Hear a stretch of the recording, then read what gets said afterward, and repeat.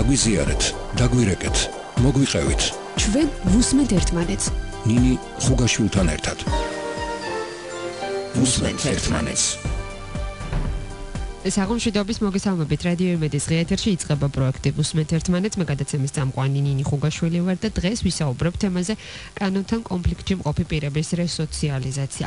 ინტერაქტივის შეკითხვას რაც შეეხება არსებობს თუ არა კანონთან კონფლიქტში მყოფ პირთა განათლებისა და დასაქმების პოლიტიკა თქვენი აზრით ეს არის სწორედ დღევანდელი შეკითხვა 2921188 2921189 ღიეთერისთვის განკუთვნილი ტელეფონის ნომერი გახლავთ. დღეს არასამთავრობო ორგანიზაციამ სიდა კანონთან კონფლიქტში მყოფ პირთა საჭიროებებისა და დასაქმების შესაძლებლობების შესახებ ჩატარებული კვლევის შედეგები წარადგინა კონფერენციას სასჯელ აღსრულებისა და პრობაციის მინისტრის მოადგილე ზვიად მიხანაშვილიც ესწრებოდა ჩვენ გვსურდა მისი ჩართულობით დღევანდელი გადაცემის წარმართვა თუმცა მიმდინარე მოვლენებიდან გამომდინარე შეეხება მინისტრთა კაბინეტის წევრების შეხვედრა სხვადასხვა ჯგუფებთან აქედან გამომდინარე ვერ ხერხდება დღეს გადაცემაში ამ უწყების მონაწილეობა ჩვენთან დღეს სტუმრად არის სიდას პროექტის მენეჯერი ნინო დემეტრაშვილი და კვლევის შედეგების შესახებ სწორედ მასთან ერთად ვისაუბრებთ საღამომშვიდობისა მოგესალმებით ნინო მადლობა რომ იღებთ გადაცემაში მონაწილეობას მოგესალმებით მივესალმებით თქვენს მსმენელს ფიქრობ რომ ძალიან მნიშვნელოვანია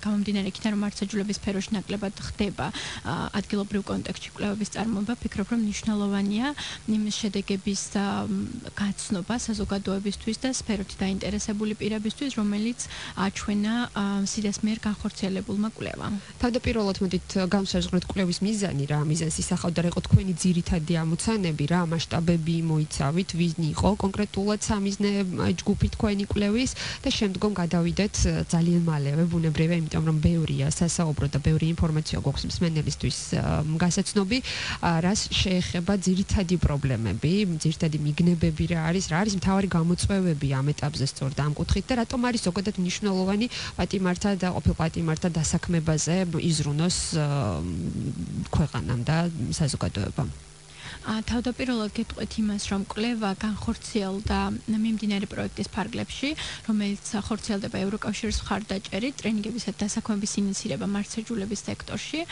მნიშვნელოვანი იყო ჩვენთვის, რომ გვენახა, როგორი არის ზოგადად კანონთან კონფლიქტში მყოფი პირების განათლებისა და დასაქმების მდგომარეობა, რა კონკრეტული საჭიროებები იკვეთება, რამდენად აქვს ზაობა, რომ ჩაერთონ გადამზადების კურსებში, დაეუფლონ ახალ პროფესიებს და მეორეს მხრივ ასევე განვახორციელეთ შრომის ბაზრის კვლევა.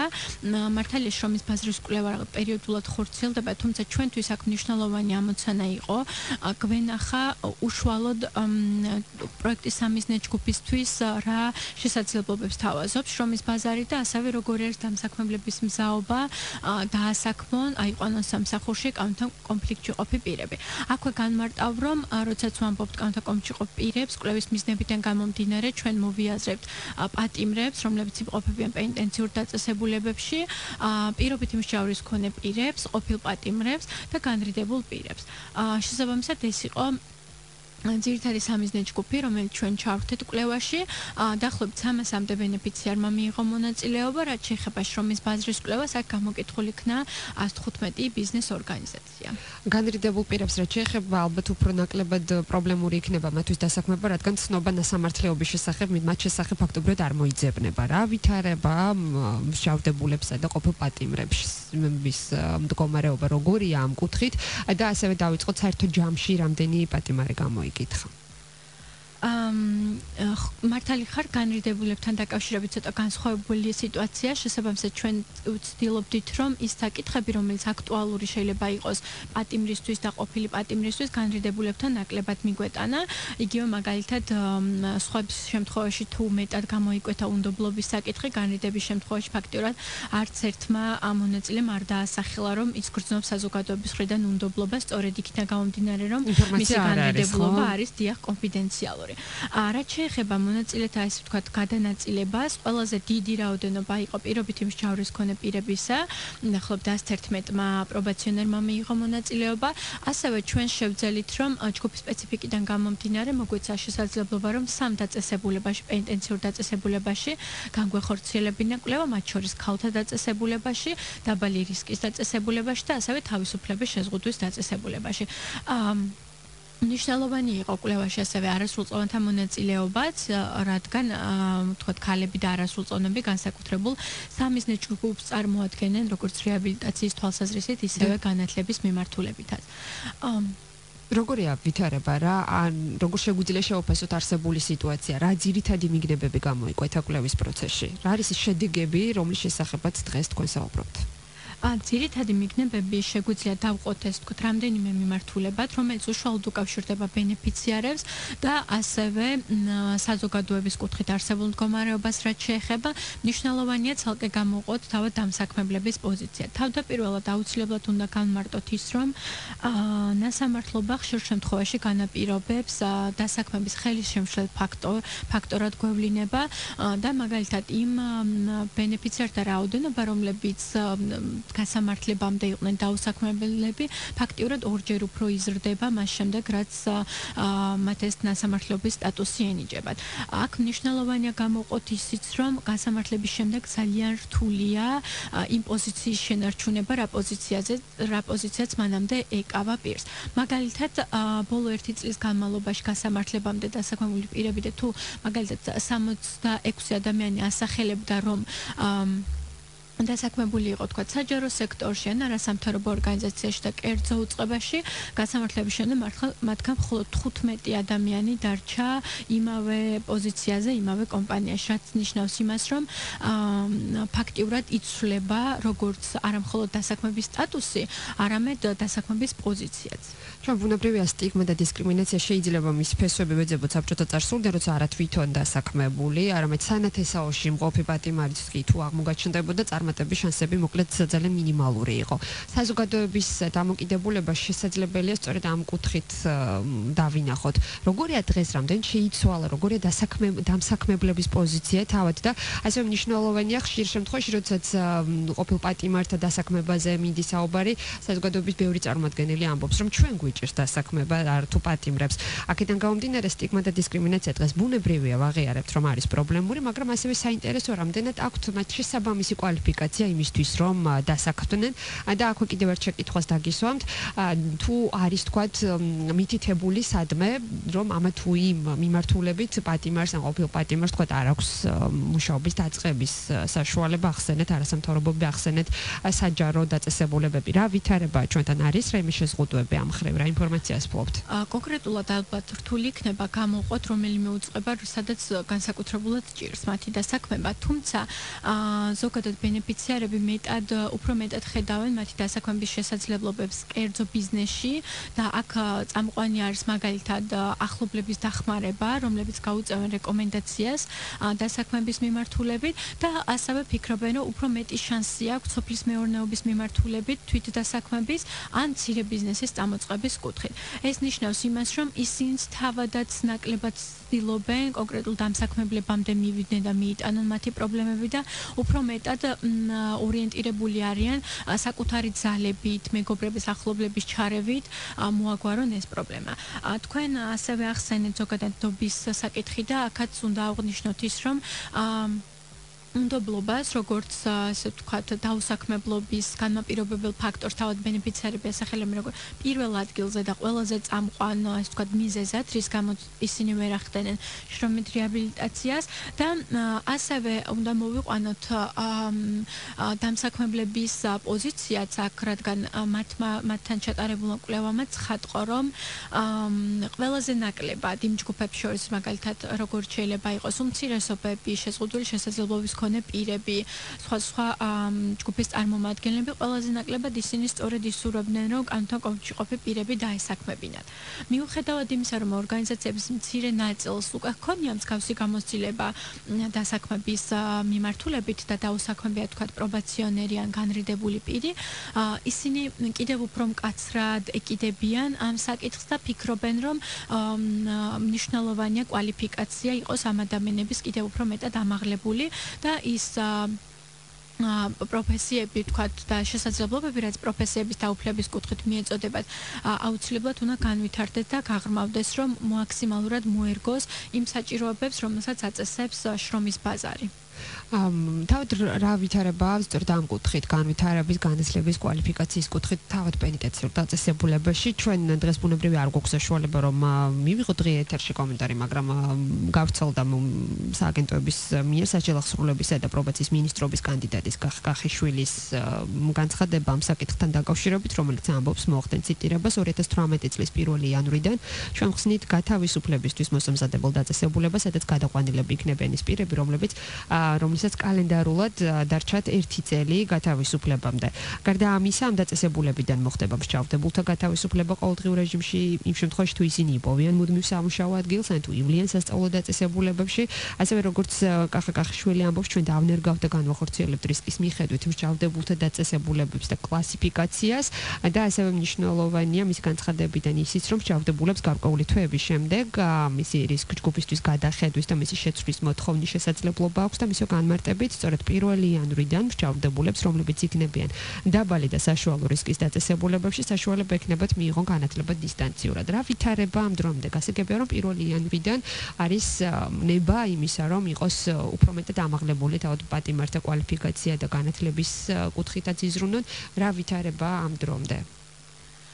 დიახ, მართალია, 1 იანვრიდან და ეს მნიშვნელოვანი ცვლილება იქნება თავისუფლების მომზადების განყოფილება, სადაც შედარებით დაბალი რისკის პატიმრების გადაყვანა მოხდება და იქ უფრო მეტი შესაძლებლობა ექნებათ განვითარების და მათ შორის დისტანციური განათლების. ვერ ვიტყვით იმას, რომ ამ ეტაპზე არ აქვთ არაფორმალურ განათლებაში ჩართვის შესაძლებლობა, რადგან პრობაციონერებს, მით უმეტეს რომლებიც გარეთ არიან და პენიტენციურ დაწესებულებაში ყოფილ პირებს შეუძლიათ რომ ჩაერთონ იმ კურსებში, რომელსაც თავაზობენ ადგილზე შესული კოლეჯები. ამ შემთხვევაში კურსთა ჩამონათვალი ძალიან მრავალფეროვანი არ არის, მოიცავს ისეთ საკითხებს, როგორც არის მაგალითად მართვის მოწმობის თეორიული კურსი, კომპიუტერული კურსი, უცხოენების კურსი, თექა, ხეზე კვეთა და ასე შემდეგ.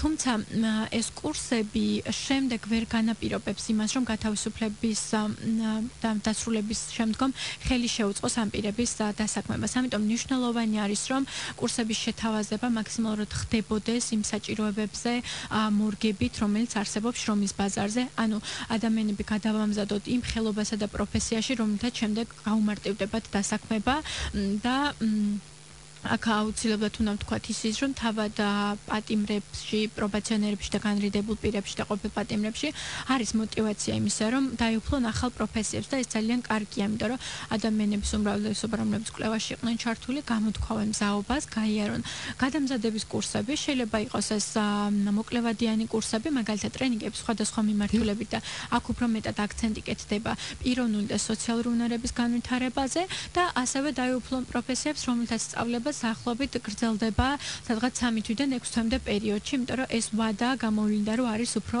მეტად მოსაწონი მათთვის. უღრმესი მადლობა, ჩვენ საუბარს განვაგრძობთ სულ რამდენიმე წუთში მოკლე სარეკლამო ჭრის შემდეგ, რატომ არის მნიშვნელოვანი მსჯავრდებულთა დასაქმება საზოგადოებისთვის, თავად რა ინტერესები აქვთ, რომელი სფეროები წარმოუდგენიათ სასურველ დასაქმების სფეროთ. მოდით გავიგოთ სულ რამდენიმე წუთში. მადლობა, რომ გვისმენთ. გაგვიზიარეთ, დაგვირეკეთ, მოგვიყევით 292 11 88 292 11 99. ვუსმენთ ერთმანეთს. საღამოშვიდობის მოგესალმებით კიდევ ერთხელ ღია ეთერში განვაგრძობთ მუშაობას პროექტით ვუსმენთ ერთმანეთს კანონთან კონფლიქტში მყოფი პირების რესოციალიზაციას არის დღევანდელი გადაცემის მთავარი თემა. არსებობს თუ არა კანონთან კონფლიქტში მყოფი პირთა განათლებისა და დასაქმების პოლიტიკა? თქვენი აზრით, ან როგორი უნდა იყოს ის, თქვენ შეგიძლიათ არეკოთ და სწორედ ამ მიმართულებით ისაუბროთ დღევანდელ გადაცემაში. რაც შეეხება სტუმარს, სიდას პროექტის მენეჯერი ნინო დემეტრაშვილი გსტუმრობს დღეს, რაც შეეხება მიზანს და პირობას რის გამოც დღეს სწორედ ამ თემაზე ვსაუბრობთ, არის ის, რომ არასამთავრობო ორგანიზაციამ სწორედ ამ პირთა საჭიროებებისა და დასაქმების შესაძლებლობის შესახებ ჩატარა მასშტაბური კვლევა, შეიძლება სწორედაც რომ ასე ითქვას ამ მიმართულებით და ამ კვლევის შედეგებს ვეცნობით დღეს. მოდით მივყვეთ ძირითად მიგნებებს, რაც გამოიკვეთა, ასევე რა ძირითადი ხარვეზებია და რა რეკომენდაციები შეიძლება გავცეთ, ამაზეც ვისაუბრებთ სწორედ გადაცემის დასრულებამდე, თუმცა მანამდე აუცილებლად მინდა ნინო ჩაგეკითხოთ საზოგადოების როლზე. რატომ არის მნიშვნელოვანი. ერთია რომ ჩვენ გადაცემის პირველ ნაწილში აღნიშნეთ, რომ საზოგადოებისგან ისინი გრძნობენ ერთგვარ სტიგმას და დისკრიმინაციასაც განიცდიან. რატომ არის მნიშვნელოვანი პატიმართა და ყოფილ მსჯავრდებულთა დასაქმება თავად ჩვენივე საზოგადოებისთვის? ცნობიერების კუთხითაც რომ ვისაუბროთ ამაზე, თუმცა მოდით მსმენელი ახალზე მოусმინოთ მას და შემდეგ განვაგრძელოთ ამაზე საუბარი. საღამოშიდობისა, მოგესალმებით. საღამოშიდობისა. გამარჯობა. მე თვითონ მაინტერესებს, რასაც თქვენ ლაპარაკობთ, პრაქტიკულად ეს არის ევროპიდან გადმონაშთი, ასეთივე სიტუაცია იყო საბჭოთა სოციალისტურ საქართველოშიც, რომ მსჯავრდებულებს ცდილობდნენ დახმარებოდნენ ეს სრულწლოვანები იყვნენ თუ არა სრულწლოვანები, რომ იმ პერიოდში, როდესაც ისინი იმყოფებდნენ ციხეში, რაღაც ან სკოლა დაემთავრებინათ, ან უმაღლესი ან კიდე ხელობა შეეძინათ, თუ მათ მაგისი სურვილი ჰქონდათ და პლუს ამას კიდე მერე განთავისუფლების შემდეგაც ჰქონდათ ხოლმე რაღაც განაზოგი და იმ ფულს თვითონაც იხმარდნენ ხოლმე, მაგრამ ახლა ყველაზე რა არის? როგორც საბჭოთა კავშირის დროს, ისევე დღევანდელ საბაზრო ველური ეკონომიკის ფარგლებში არავის არ უნდა სამსახურში მიიღოს ნაცვიხარი, იმიტომ რომ იმას უმთავრესად მოყვებათ ხოლმე ცუდი შლეიფი. არავის ეს არის სამსახურისთვისაც, ნებისმიერი სამსახურისთვისაც, როგორც ჩვენ ვიცით, ძალიან ცუდი ნიშნის მატარებელი, რომ ნაციხარები მუშაობენ. იქ პრაქტიკულად ისინი არიან დისკრიმინირებული, იმიტომ რომ ასე თუ ისე მაინც კანონდამღები არიან. არ აქვს მნიშვნელობა გორდობისთვის და პროსტიტუციის და მკვლობის ისტორიისთვის და როგორ ხდება, ანუ ვისთან ასაქმებ, თუ არა მაგალითად ან მათთვის ცალკე შექმნილი საზოგადოება, ან კიდე პირდაპირ ინდივიდუალური, როგორც იტყვიან, საქმიანობა და ინდივიდუალური ბიზნესი. აი, არსებობს ისეთი ორგანიზაციები, მაგალითად, რომლებიც ითხოვენ აი მის სანაპიროებზე მოთხოვნილებს, ან აქვს, იმიტომ რომ მე მახსოვს საბჭოთა კავშირის დროს ხოლმე აი სახელმწიფო ფაბრიკებშიც და ქარხნებშიც კი გაურბოდნენ ანალოგიური პირების მიღებას, ან თუ იღებდნენ ისეთ სამსახურებს, რომლითაც მათ შეიძლება ნაკლები ზიანის მიტანა შეეძლოთ იმ ობიექტებს. დღევანდელს რა ხდება? აი ველური საბაზრო ეკონომიკის ფარგლებში. უღრმესი მადლობა. სული და ნოსტალგია რომ ესენი მიიღოს და დაასაკმოს. თუ არა მაგალითად შეიძლება ეკლესია მონასტრებმა. ესენი არიან მიღმა, რომლებიც ყველანაირად ცდილობენ ამ პირებს დაეხმარონ. კი ბატონო, უღრმესი მადლობა. ეს არის საკითხი, რომელზეც ჩვენ გეგმავდით საუბარს და მოდით გავცეთ კიდეც პასუხი ჩვენს მსმენელის შეკითხვებს, რომელიც ფიქრობ ნამდვილად არის ლეგიტიმური, თუნდაც იქიდან გამომდინარე, რომ საზოგადოების ხმა შეიძლება იყოს სწორედ ასეთი. რა ჩვენა თქვენმა კვლევამ არის ესეთი დამოკიდებულება საზოგადოების მხრიდან, დამსაქმებლების მხრიდან? პრინციპში ჩვენ საზოგადოების დამოკიდებულებაზე ვსაუბრობდით, კიდეც რომ უნდობლობა მაინც ძალიან მაღალია და ამას თავად ბენეფიციარებიც გრძნობენ, ყოფილი პატიმრებიც და დანარჩენი სხვა ჯგუფებიც და თავადაც პრინციპში გაურბიან ზოგადად კომუნიკაციას დამსაქმებლებთან, თუ არ ყავთ ვინმე შუამდგომელი, რომელიც შემდეგ დაეხმარება. ჩვენ რასაც გეგმავთ პროექტის ფარგლებში არის ის, რომ ჭიდროდ ვითანამშრომლოთ იმ კომპანიებთან, რომლებიც გამოთქვამენ მზაობას და ჩვენი კვლევის მონაწილე კომპანიებიდან 30-მა გამოთქვა მზაობა, რომ ისინი არ იქნებიან უარს ერთი სიტყვით დასაქმებები. ეს საკმაოდ მრავალმხრივია, მათ შორის შეიძლება იყოს კერძო ბიზნეს სამშენებლო მიმართულებით, ასევე სოფლის მეურნეობის მიმართულებით და ჩვენ გეგმავთ, რომ გავააქტიუროთ მუშაობა სწორედ აი ამ კომპანიებთან, რომლებიც გამოთქვამენ ინტერესს.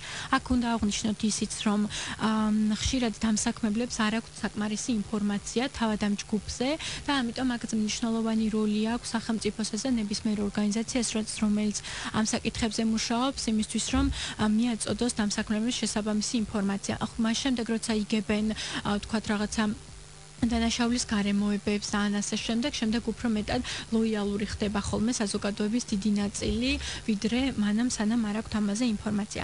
აუცილებლად მინდა ვუთხრა თქვენს მსმენელს ისიც, რომ ეხლა უკვე ამ ეტაპზე, მაგალითად იუსტიციის სამინისტროს დანაშაულის პრევენციის ცენტრს აქვს იღებს ყოფილ პატიმრებს და აქვს მათთან მუშაობის გამოცდილება, ისინი თავადაც გასცემენ მცირე გრანტებს და ჩვენც ეხლა ამ ეტაპზე მათთან ერთად ვახორციელებთ მცირე საგრანტო პროგრამას ყოფილი პატიმრებისთვის. ასევე ევროკავშირის მხარდაჭერით რამდენიმე ორგანიზაცია სთავაზობს როგორც სოციალურ საწარმოს, ისევე მცირე გრანტებს, მათ შორის სიდასაც აქვს ჩადებული მცირე გრანტების კომპონენტი, რომელსაც სთავაზობთ როგორც პროფესიონერებს, ასევე განრიდებულ პირებს, ყოფილ პატიმრებს და ზოგადად კანონთან წინააღმდეგობაში მყოფ პირებს და ასევე სოციალური საწარმოების მიმართულ, რომელიც ჩვენ არა, თუმცა არის შესაძლებლობა, რომ ინტერესის შემთხვევაში ადამიანი, რომელიც არის პრობაციონერი, ან ყოფილი პატიმარი მიმართოს თქვათ პრობაციის სამსახურს ან დანაშაულის პრევენციის ცენტრს, რომელიც სოციალურ მუშაკების თავად მერე მოახდენენ მის გადამისამართებას სხვადასხვა სერვისში. ერთია რომ არასამთავრობო ორგანიზაცია კონკრეტულად სიდა ვთქვათ და იუსტიციის სამინისტრო და სხვადასხვა უწყება ცდილობს პატიმრების ჩართულობას, მაგრამ საინტერესოა მათი დამოკიდებულება თავად ამ საკითხის მიმართ. რას ფიქრობენ, რამდენად აქვთ სურვილი, რამდენად ერთვებიან უკვე არსებული პროგრამაში, თქვენ ახსენეთ, რომ აქამდეც არის თქვათ მიმდინარე პროექტები, ასეთ შეუძლიათ რომ ჩაერთონ და მიიღონ მონაწილეობა ამ განათლების მიღების პროცესში, რამდენად არის მათი მხრიდან ჩართულობის თუნდაც ინტერესი და ასევე საინტერესოა, რამდენად გვევლინებიან საჭილახსრობის დაწესებულების დატოვების შემდეგ უკვე დასაქმებულ პირებად. იკვეთება ფაქტიურად კვლევის ფარგლებში ის, რომ ინტერესი დასაქმების კუთხით თავისთავად არსებობს და ასევე არსებობს ინტერესი იმისა, რომ ჩაერთონ გადამზადების კურსებში. იმ შემთხვევაში, ვთქვათ, იმ ბენეფიცერების შემთხვევაში, რომლებიც ჯერ არ ჩართულან, მაგალითად, მისთვის შეთავაზებულ რომელიმე ტიპის გადამზადებაში, მიზეზად ასახელებენ იმას, რომ არ ქონდათ შესაბამისი ინფორმაცია ამის თაობაზე და აუცილებლად უნდა ვახსენოთ, რომ მნიშვნელოვანია ყველა იმ ადამიანის როლი, რომლებიც მუშაობენ, ვთქვათ, ყოფილ პატიმრებთან და პრობაციონერებთან, რომ ბოლომდე და მაქსიმალურად მიაწოდონ ინფორმაცია იმ გადამზადების, პროფესიული გადამზადების გულისხმობ აქ შესაძლებლობების შესახებ, რომელიც არსებობს ბაზარზე. უნდა აღვნიშნოთ ისიც, რომ ბენეფიცერები საკმაოდ პოზიტიურად აფასებენ მათი დასაქმების შანსებს, მაგალითად 5 ბალიანი, ასე ვთქვათ, შეთავაზებული შკალიდან დაახლოებით საშუალოზე მაღალ შეფასებას აძლევენ და განსაკუთრებით მაღალს აძლევენ ყოფილი პატიმრები. ეს შეიძლება ხარვეზიც იყოს, აქ უბრალოდ უნდა ვთქვათ აუცილებლად ისიც, რომ ამას განაპირობებს შეიძლება ერთი მხრივ ის, რომ ვთქვათ კერძო ორგანიზაციები ან სახელმწიფო კოლეჯები, რომლებიც მათ სთავაზობენ გადამზადების კურსებს, შეიძლება ითქვას, რომ მოლოდინს უფრო მეც უქმნიან, ვიდრე შემდეგ რეალურად ბაზარზე არსებობს. და ეს გათავისუფლების შემდგომ იწვევს იმას, რომ ადამიანები ისე ადვილად, როგორც წარმოედგინათ, ვერ პოულობენ სამსახურს და მალევე კარგავენ мотивაციას, თქვათ, რამდენიმე მცდელობის შემდეგ. საზოგადოებისთვის რატომ არის მნიშვნელოვანი ამ ადამიანების დასაქმება? საზოგადოებისთვის ცალსახად მნიშვნელოვანია, გამომდინარე იქიდან, რომ მონაწილეები თავადაც აღნიშნავენ, რომ ძირითადად განმეორებით დანაშაულს განაპირობებს სწორედ ის, რომ მათ ვერ მოახდინეს ეკონომიკური მდგომარეობის გაუმჯობესება, ვერ მოახდინეს დასაქმება და ასევე მნიშვნელოვანი მაჩვენებელი ჰქონდა ნარკოპოლიტიკის შეცვლასაც. გამომდინარე იქიდან, რომ ხა ეკონომიკური მდგომარეობის გაუმჯობესება და დასაქმება ფაქტიურად ეს ვთქვათ მიმართულებად შეგვიძლია გავიტანოთ, ცალსახაა ის, რომ იმ შემთხვევაში თუ ისინი მოახდენენ შრომით რეაბილიტაციას, დასაქმდებიან, გაიზრდება მათი ოჯახის ეკონომიკური მდგომარეობა, ბენეფიცერების უმრავლესობის შემთხვევაში ხელს შეუწყობთ განმეორებითი დანაშაულის პრევენციას, რაც რა თქმა უნდა საზოგადოებაზეც დადებითად დაისახება და საკმაოდ ასე ვთქვათ ძვირი უჯდება ნებისმიერ შემთხვევაში სახელმწიფოს თითოეული იმ ადამიანის შენახვა, რომელიც იმყოფება პრობაციაზე თუ ვთქვათ იმყოფება პენიტენციურ დაწესებულებაში. შესაბამისად დასაქმების ხელშეწყობა ჩვენთვისაც, როგორც საზოგადოების წევრებისთვისაც დადებითად აისახება. ყოფილ ჯარდებულთა დასაქმება, გარდა იმისა, რომ შეიძლება ითქვას ცალსახად არის ბიზნესის სოციალური პასუხისმგებლობის ჭრილში განსახილველი საკითხი. აქვე მნიშვნელოვანი ალბათ სახელმწიფოს როლიც. რამდენად არის წახალისების სხვადასხვა ფორმა მოძებნილი, ვთქვათ, ასეთი ტიპის დამსაქმებლებისთვის, ან თუ არ არის რომ იყოს ისინი დაასაქმებდნენ თუ არა, რამდენად იყო კვლევაში ჩადებული საკითხით, საინტერესოა ბუნებრივია, იმიტომ რომ ერთია რომ თქვენ თავად აღნიშნეთ, როდესაც რამდენიმე წელს ატარებს პირი დაწესებულებაში, ბუნებრივია გარკვეული უნარები მისი ფერხდება ამ შემთხვევაში და შესაძლებელია იმავე პოზიციაზე დაბრუნების შემდგომაც კი არ იყოს ისეთი სასურველი დამსაქმებლისთვის, როგორც მანამდე, თუნდაც მისი უნარებიდან და შესრულებული სამუშაოდან გამომდინარე, რადგან თქვენვე ახსენეთ, სწორედ რომ ის პირები ის დამსაქმებლები, ვისაც ქონია შეხება გაცილებით უფრო მკაცრად უდგებიან კრიტერიუმების საკითხს, ვიდრე ვთქვათ, ვისაც ჯერ არ ქონია შეხება. სწორედ ამიტომ მნიშვნელოვანია სახელმწიფოს როლიც ვფიქრობ ამ საკითხში რა, აჩვენა თქვენ მოკვლევან თქვენმა გამოკითხვებმა. დამსაქმებლები შეიძლება ითქვას, რომ ძალიან უარყოფითად არ არიან განწყობილი მათი დასაქმების მიმართ. უბრალოდ აქცენტს აკეთებენ იმაზე, რომ მნიშვნელოვანია მათთან მივიდეს კადრი, რომელსაც ექნება შესაბამისი კვალიფიკაცია გავლილი და კვალიფიკაციასთან ერთად თქვა პიროვნული უნარებიც, როგორც შეიძლება იყოს კომუნიკაცია, თვითპრეზენტაბილურობა და ასე შემდეგ. ეს საკითხები არის მნიშვნელოვანი. გარდა ამისა, ჩვენ ვეკითხებოდით დამსაქმებლებს და საინტერესო იყო ზოგადად კვლევის მიზნებისთვისაც რამდენად როგორ ფიქრობენ, რა შეუწყობდა ხელს მათი მხრიდან აი ამ პროცესში, რეაბილიტაციის პროცესში და დასაქმების პროცესში ჩართულობას და უმრავლესობა გამოკითხულთა უმრავლესობა ამბობს, რომ სახელმწიფოს მხრიდან მხარდაჭერა, მათი ბიზნესის ეს თქვა ახალისება, პოპულარიზაცია, ასევე საგადასახადო შეღავათების, საშემოსავლო შეღავათების დაწესება სახელმწიფოს მხრიდან მნიშვნელოვნად გაზრდიდა იმ ბიზნესის და კერძო კომპანიების რაოდენობას, რომლებიც გამოთქვამდნენ საუბარს დაესაქმებინათ კანონთან კონფლიქტში ყოფი პირები.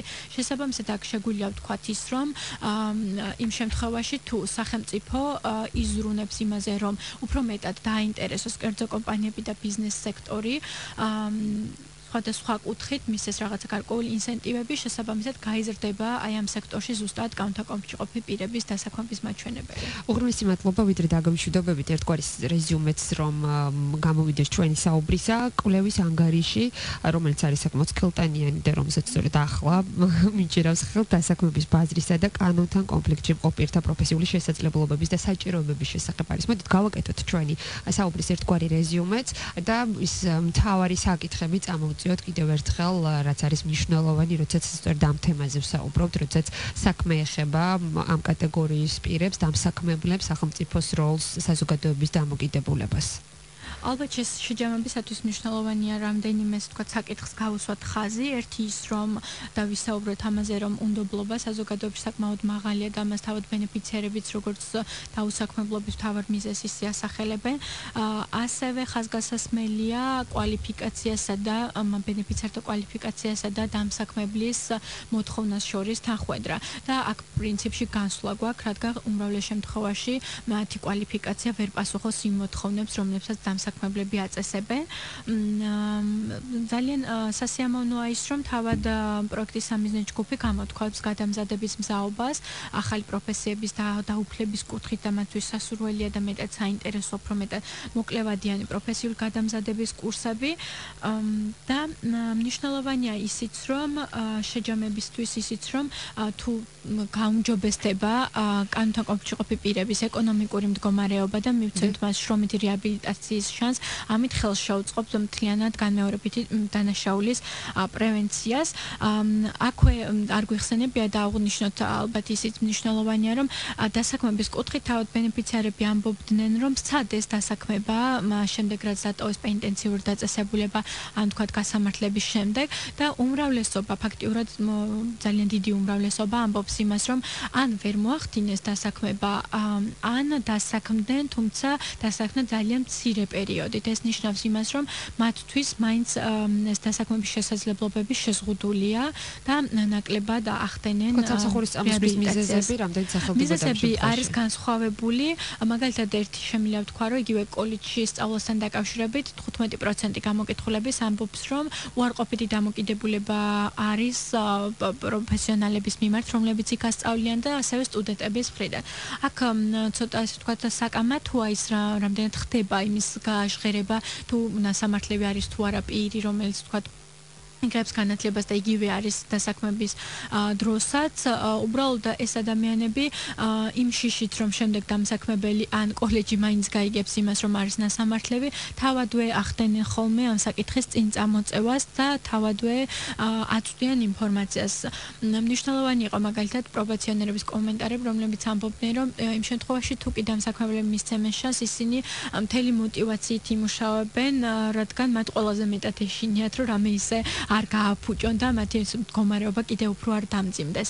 შესაბამისად, ანუ აქ აუცილებელია საზოგადოების ინფორმირებულობის დონის ამაღლება, დამსაქმებლების მაქსიმალურად მოტივირება და წახალისება თუნდაც სახელმწიფო სექტორის თუ კერძო სექტორის მხრიდან, რომლებიც კერძო ორგანიზაციების მხრიდან, რომლებიც სფეროში მუშაობენ და მაქსიმალურად მოხდეს იმ ადამიანების მოძიება, რომლებიც მზად არიან, რომ გადამზადება, მუდმივად მიდიოდეს მუშაობა მათ мотивაციის კიდევ უფრო ამაღლებაზე და შევთავაზოთ ხარისხიანი და ისეთი კურსები, რომლებიც შემდეგ გავუადვილებთ დასაქმებას. და ბოლოს შეკითხვას ყველა ეს საკითხი, რაც არის მიმღებლობასთან, სიახლესთან და სურვილთან დაკავშირებული, ამდენ შეიძლება განვიხილოთ გენდერულ ჭრილში. იყო განსხვავებული ამ შემთხვევაში მოსაზრებები, ქალები უფრო მეტად არიან სიახლებისა და განათლების კვალიფიკაციის ამაღლებისკენ მიდრეკილებით, შეიძლება ასე ითქვას, ვიდრე მამაკაცები გამოიკვეთა ასეთი რამ კვლევის. ფაქტიურად ქალებისა და მამაკაცების ინტერესი თანაბრად არის გადამზადების კუთხით გამოკვეთილი და ასევე დასაქმების მიმართულებითაც. ხვალობა მნიშვნელოვანი ვფიქრობ, რომ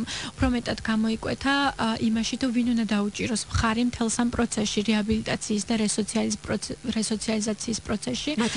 მათი ხედვით, დიახ. გარდა იმისა, რომ ასახელებენ, თქვა, სახელმწიფოს მხრიდან მხარდაჭერას, რომელსაც ორივე, თქვა, სქესის წარმომადგენელი თანაბრად იზიარებს, მნიშვნელოვანი იყო ის, რომ ქალები განსაკუთრებულ ყურადღებას ამახვილებენ და განსაკუთრებულ საჭიროებას გრძნობენ ოჯახის წევრების მხარდაჭერის მხრიდანაც, რაც ასევე გენდერულად შეიძლება ვთქვათ, რომ განპირობებულია. უღრმესი მადლობა ნინო დემეტრაშვილი, სიდას პროექტის მენეჯერი საუბრობდა თემაზე კანონთან კონფლიქტში მყოფი პირების რესოციალიზაცია. ვუსმენთ ერთმანეთს.